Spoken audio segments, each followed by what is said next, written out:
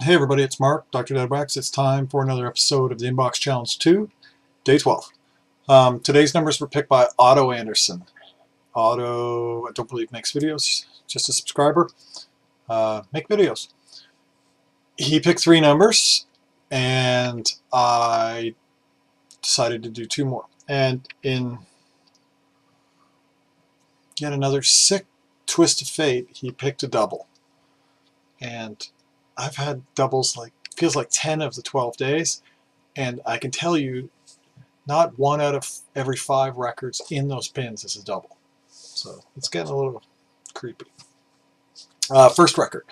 This is Shot Black and White, their album Understand. This is on Ska Records. This is UK press on the Ska Records label. It's got a I don't know if I could find it. That side's pretty good. Right here. It's got this spot. But it's, funnily enough, it has a spot on both sides. There's the other one there. And they kind of tick.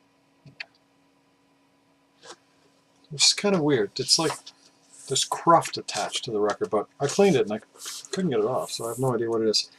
This is a ska record, of course, as the label implies, and the 2-tone cover, but in many ways it's more of a traditional early Jamaican ska. It's very reggae. It's not as maybe what 2-tone revival is, ska revival. It's not as frenetic as like the English Beat or Specials or Madness. It's good. I liked it. I don't know if I'll keep it and listen to it because I don't know. It was good, but it's I liked the 2-tone revival more. That was the era I grew up in. But it's a good record. I know a couple of people will probably like that, so that'll go out as VCLT or something to somebody. Speaking of VCLT, I got that today.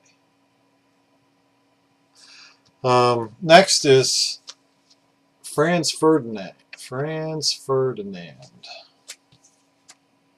This is on the Domino label. And custom labels there.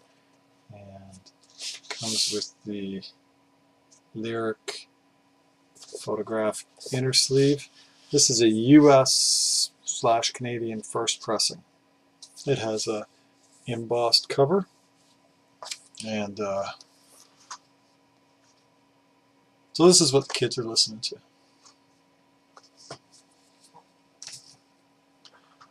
Next, well, okay, that. It reminded me of Blur.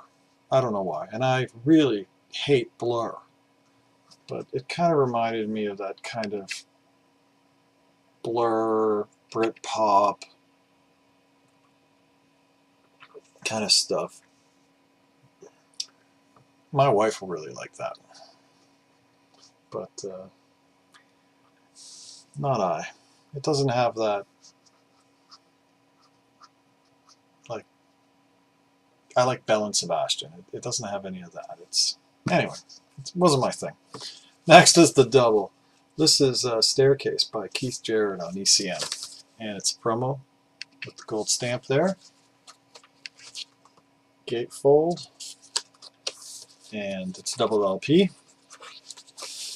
and it's a white label promo on the Polydor label. And today I get to prove that I don't know what I'm talking about by correcting something I said like 2 days ago. This is a Master Disc RL on an ECM Polydor. So I thought RL didn't start mastering their stuff until Warner took over the pressing, and I'm wrong. Yay! I love to be wrong.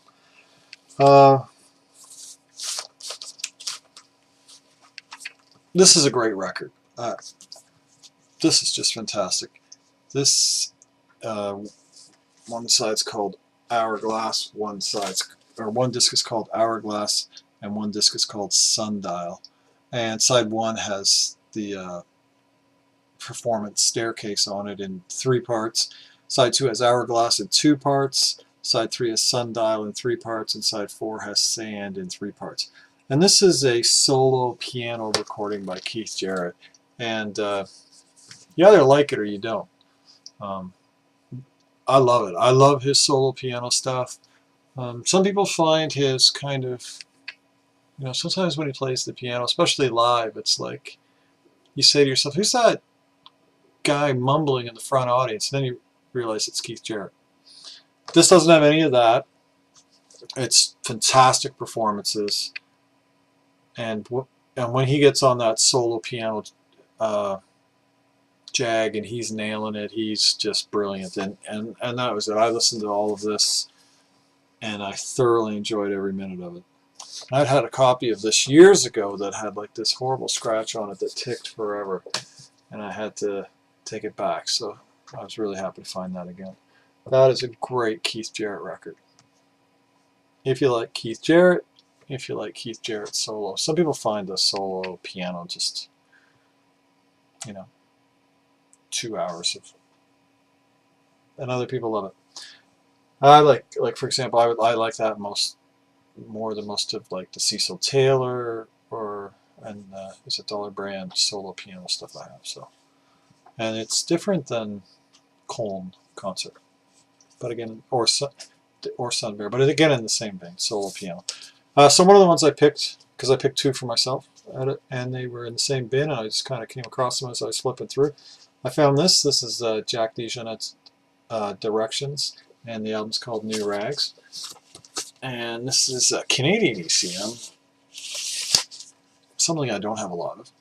And New Rags, Jack Dejohnette on drums and piano, John Abercrombie on electric guitar and electric mandolin, Alex Foster on tenor and soprano saxophones, and Mike Richmond on bass and electric bass.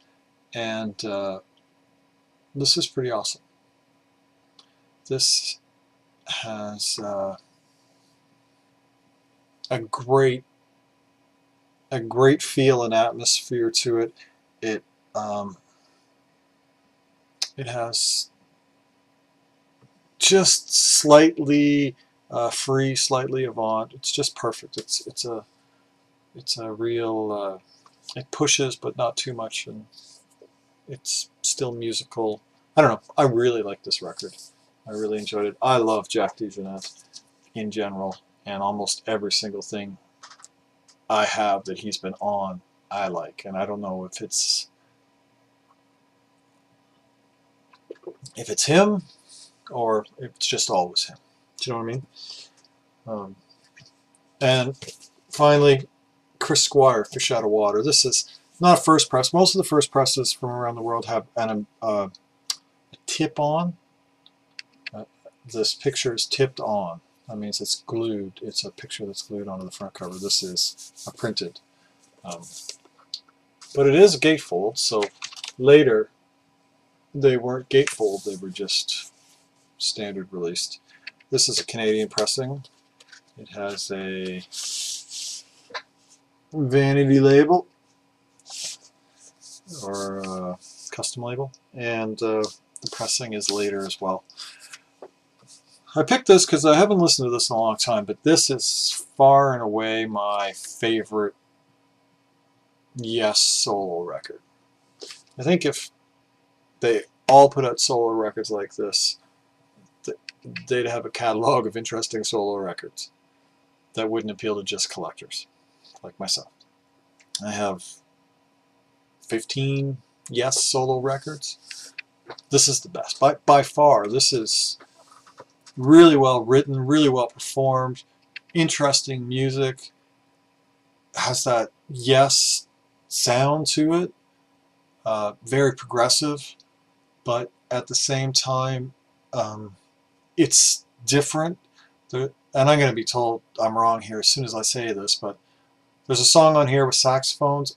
I can't think of any Yes songs with saxophones. Somebody's going to tell me I'm wrong as soon as I said that, but that stands out. There's another song on here that's got this great jazz feel, and Mel Collins plays the saxes on here, and Mel Collins is a fucking master.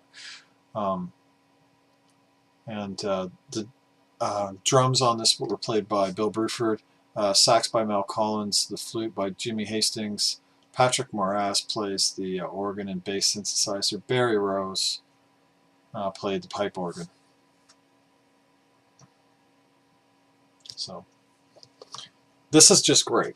I highly recommend. This is a dollar bin find often. I paid $5 for this, but often you see this in the dollar bin or in the cheap bins. If you're at all a fan of Yes or Prog, I recommend you pick this up. This has shorter songs too.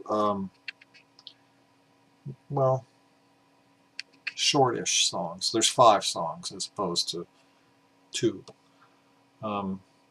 But I love this record. Just great. I got to find myself a first UK pressing of that.